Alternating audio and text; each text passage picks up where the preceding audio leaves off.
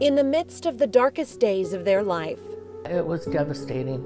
It was unreal, and it tore our world apart. 5 cancer families joined forces to create an organization that would bring comfort and light to families walking their same path. I'm Joan Hill, and I was the charter president of Candlelighters. 4 decades have come and gone since Joan watched her daughter Lisa fight for her life. It's a tumor that originates in the kidney. At the time, there was no organization to help navigate a childhood cancer diagnosis. We had nothing.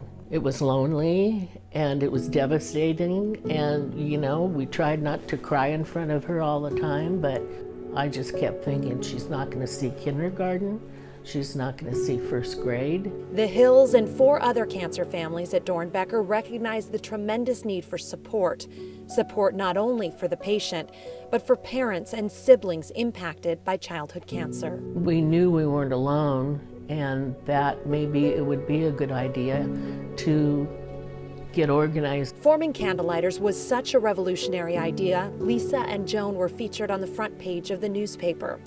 Lisa underwent 3 surgeries and 3 years of chemo, but she did see first grade.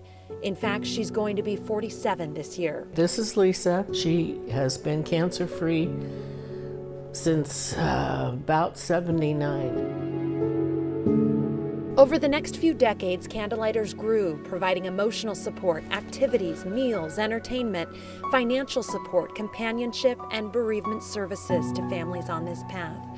Among the trailblazers who helped Candlelighters take shape, Cindy Olson and Karen Lavoie. We feel very blessed that there was an organization that took us under their wing and kept us going.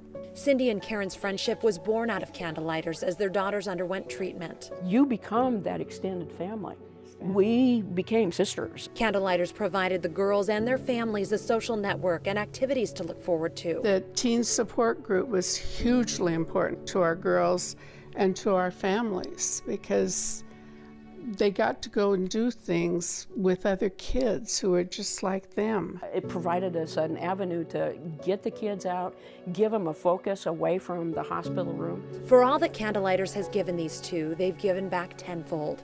While cooped up at Dornbecker, Cindy began one of the greatest Candlelighters traditions. We started doing Wednesday meals. Giving families a chance to eat non-hospital food. It started because of Catherine. Tragically, both Catherine and Michelle passed away.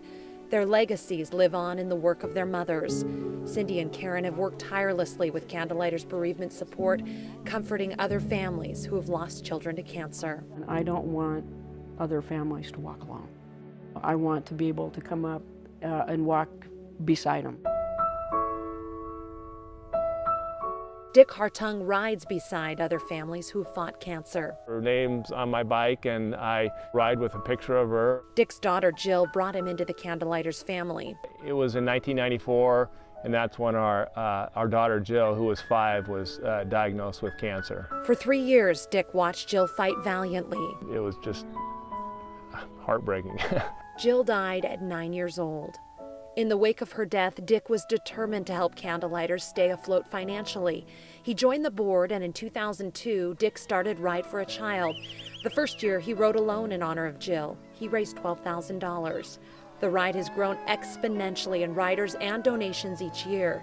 To date, Ride for a Child has raised $2 million. The ride that's very personal for Dick has turned into Candlelighters' single biggest fundraiser. For me personally, to know that my daughter's life has continued on in that she's had a huge impact on all these children and families that she never really know, or we don't either, but that's the goal. In 1977, when Joan Hill felt so isolated and alone, she never could have imagined 40 years later, 80,000 people would be touched by the organization she helped create. We really had hoped that we wouldn't have to be together as a club this many years down the line. We were hoping childhood cancer would be eradicated, but that's not the case. And so I am very proud that the original 5 families worked so hard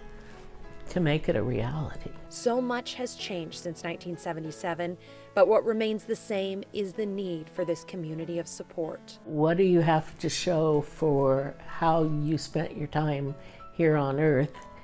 And I always thought I was the charter president, and that makes me, feel really great.